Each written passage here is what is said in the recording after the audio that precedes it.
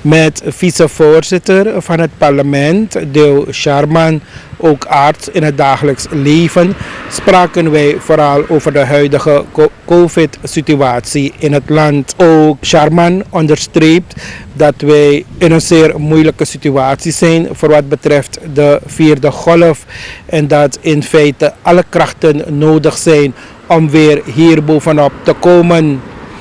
Dat de regering en of het ministerie van Volksgezondheid dit niet meer onder controle hebben, dat berust volgens de vicevoorzitter absoluut niet op waarheid.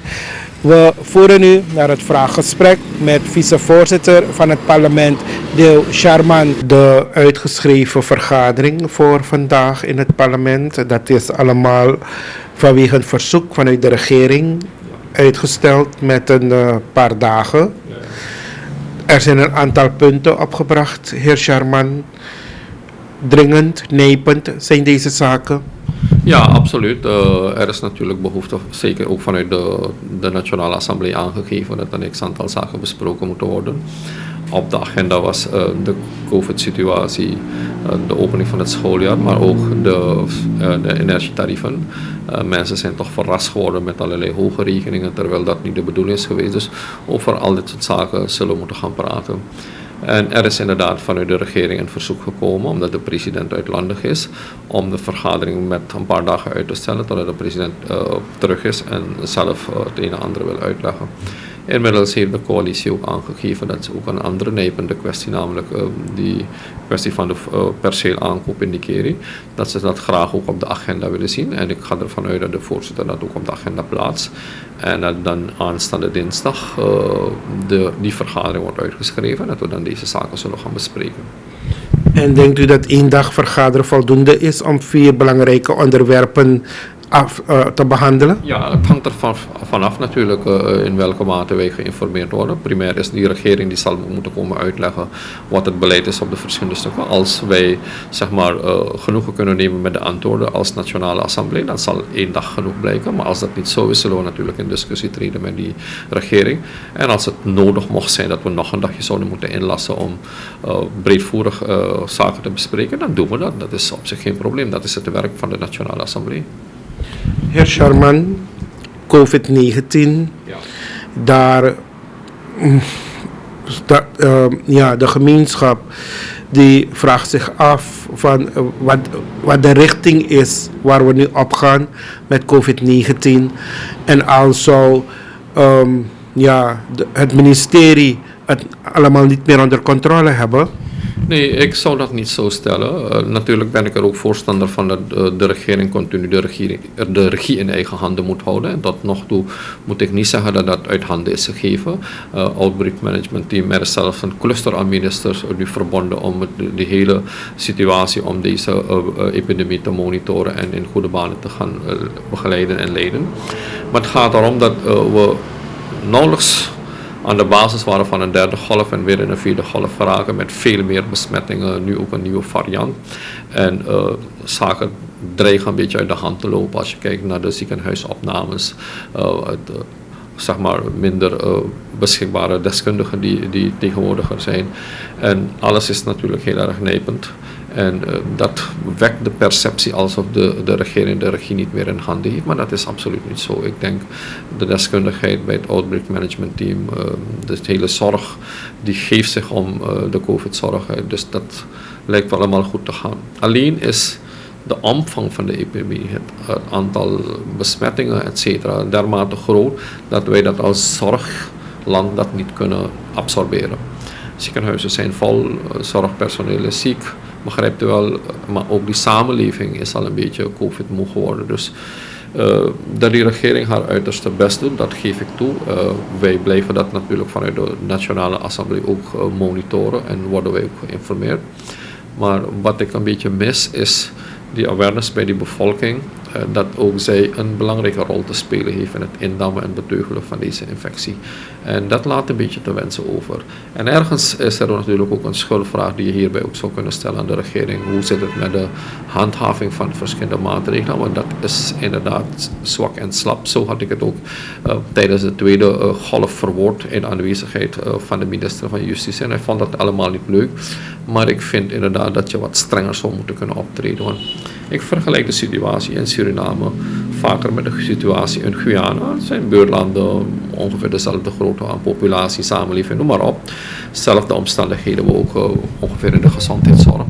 En dan zie je dat ondanks het feit dat Guyana een iets grotere populatie heeft, toch, als je kijkt naar de data, aantal zieken, aantal ziekenhuisopnamen, aantal doden, dat ze het beter hebben gedaan dan Suriname.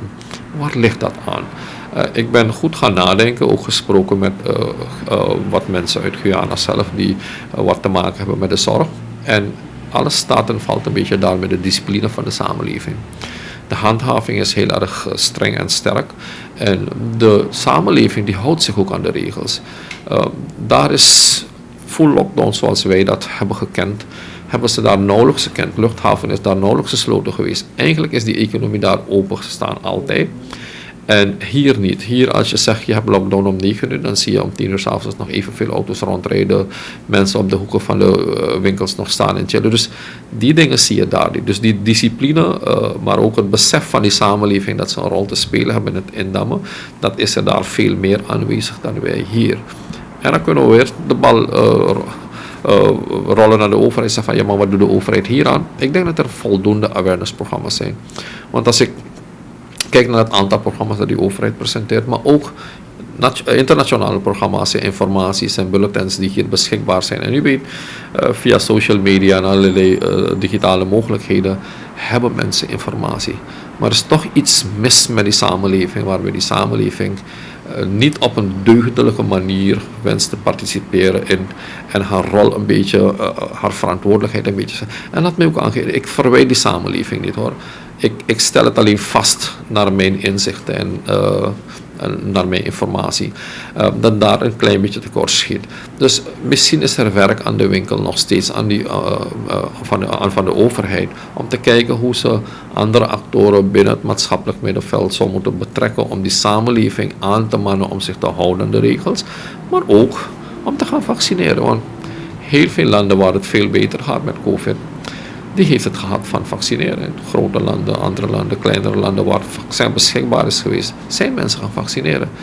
Wij zien in Suriname nog steeds een heleboel drempels waardoor mensen niet bereid zijn om te gaan vaccineren. En dat is een groot probleem voor ons.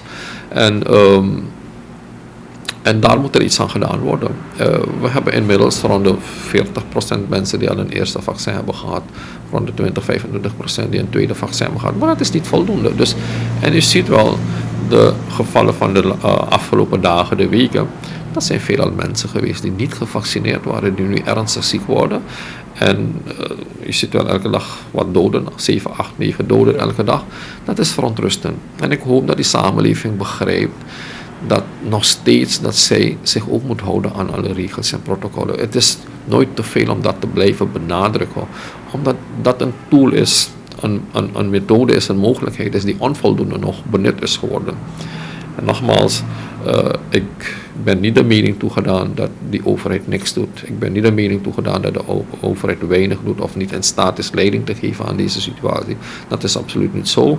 Maar ik denk dat we met z'n allen moeten gaan begrijpen en beseffen dat het een collectieve verantwoordelijkheid is van en de overheid, de zorgverleners, maar ook de grote samenleving.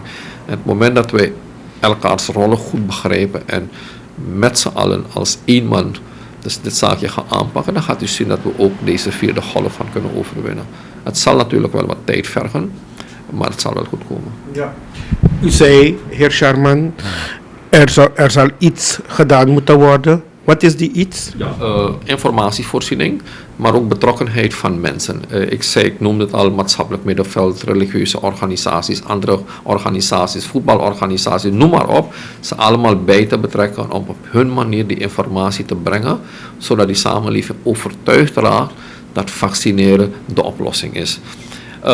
Ik ben daarom blij dat religieuze organisaties, ik zie dat SMA doet, Arie de Waker heeft dat gedaan, weet ik veel wat allemaal heeft gedaan, dat deze mensen ook verantwoordelijkheid doen. Maar ook andere organisaties, maatschappelijke organisaties, die verantwoordelijkheid nemen om vaccinactiviteiten te organiseren. En daar zullen we het moeten hebben. Maar we zullen het ook een keer moeten hebben van allerlei influencers. Mensen uit de muziekwereld, de kunstwereld, de voetbalwereld, just name it. Om die mensen te vragen om de boodschap op hun manier voor die groep van mensen te brengen die misschien wat twijfels hebben. En ik weet dat er zeker op social media enorm veel fake informatie rond circuleert. Dat het vaccin niet goed is, dat het ziekte niks doet, etc. Ook tegen die informatie moeten we iets gaan doen om de samenleving op maat de juiste informatie, met de juiste informatie te voorzien. Dus daarom zeggen dat iets moet gedaan worden. Dat is een beetje de verantwoordelijkheid, primair van de overheid, secundair van de zorgverleners, maar op de derde plaats ook van die samenleving zelf. U kunt als mediawerker ook op uw manier die samenleving van informatie voeden. En wat dat betreft doet u goed werk. Feit is, we moeten met z'n allen een keer gaan beseffen dat als we uit deze golf, deze ziekte volledig willen indammen, dat we allemaal hierin een kleine rol te vervullen hebben. En daar stagneert het een beetje. Ik bedoel, als er nog situaties zich voordoen waarbij zorgwerkers, mensen die in de gezondheidszorg werken, weigeren te vaccineren, dan begrijpt u wel dat er iets in het denken, in de mindset van mensen en zorgwerkers nog niet in orde is. En precies daar heb ik het over. We moeten kijken welke opties we hebben om mensen op zodanige wijze van informatie te voorzien dat ze zelf bereid zijn om te gaan vaccineren. We hebben geen vaccinatieplicht wat dit betreft. We kunnen mensen niet gaan verplichten om welke reden dan ook. Maar alhoewel die discussie die kant op gaat hoor. Maar als we mensen van voldoende informatie voorzien en feiten voorhouden, situaties hier, maar situaties ook elders in de wereld, dat mensen waarschijnlijk beter overtuigd raken en bereid zullen zijn om wel te gaan vaccineren.